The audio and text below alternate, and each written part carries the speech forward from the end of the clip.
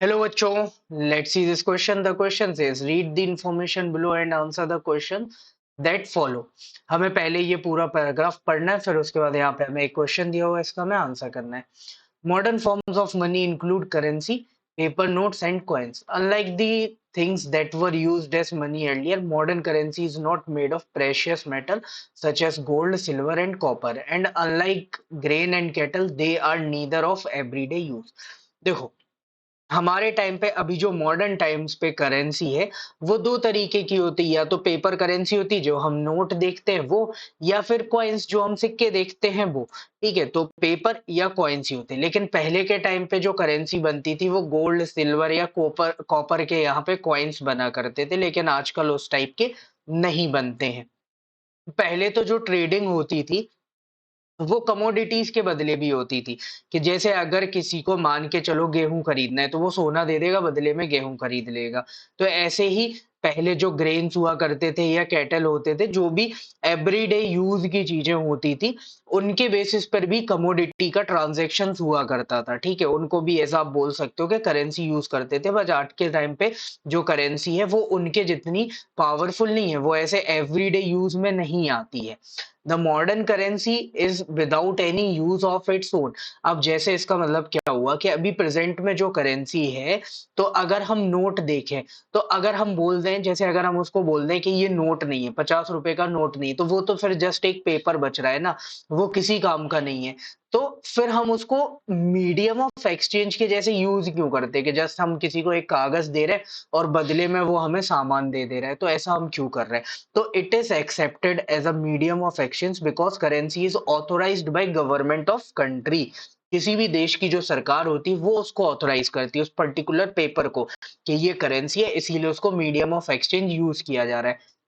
जैसे आप इंडिया के नोट पे देखोगे तो आरबीआई गवर्नर के साइन होते हैं, वहां पे लिखा होता है. ठीक है, इसीलिए उसको मतलब हम बोल सकते हैं कि गवर्नमेंट ने ऑथोराइज किया, तभी उसको as a medium of exchange use किया जा रहा है.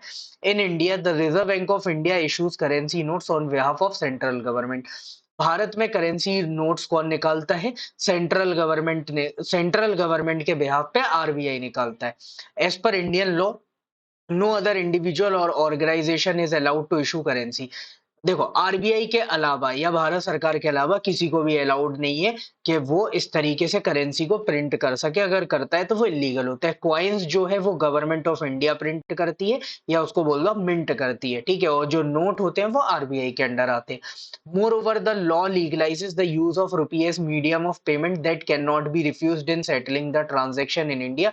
No individual in India can legally refuse payment made in rupees, hence rupee is widely accepted as medium of exchange.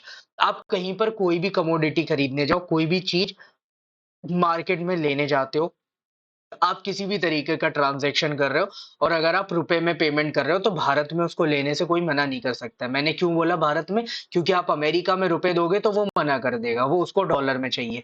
लेकिन अगर भारत में कोई रुपए में पेमेंट कर रहा है तो उसको मना नहीं किया जा सकता है, क्योंकि गवर्नमेंट ने यहाँ पे इसको ऑथोराइज करके रखा है. तो लीगली तो आप मना नहीं कर सकते हो. इसीलिए जब भी आप कोई ट्रांजेक्शन खरीदते हो तो वहां पे रुपी को यूज किया जाता है. ठीक है, कि रुपी में ही वो ट्रांजेक्शन किए जाते हैं. So the question is, why is modern currency accepted as medium of exchange?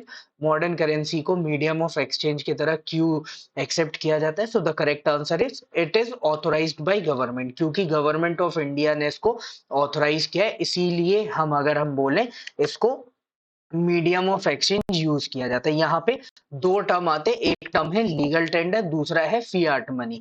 जो करेंसी है वो लीगल टेंडर भी है, फियाट मनी भी है. तो लीगल टेंडर का मतलब क्या होता है कि इस पैसे को लेने से कोई मना नहीं कर सकता है. जो यहाँ पे लिखा हुआ है ना, no individual in India can legally refuse a payment made in rupees. अगर रुपए में आप पेमेंट कर रहे हो तो कोई भी उसको लेने से मना नहीं कर सकता है.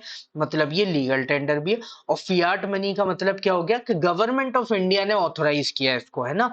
करेंसी को गवर्नमेंट ऑफ इंडिया ने बोला है कि ये लीगल करेंसी है, इसको आपको लेना ही पड़ेगा. तो इसीलिए ये फियाट भी और लीगल भी है. तो अगर आप इसमें कोई भी ट्रांजेक्शंस कर रहे हो तो कोई भी मना वहां पे नहीं कर सकता है. So correct answer will be A, it is authorized by government.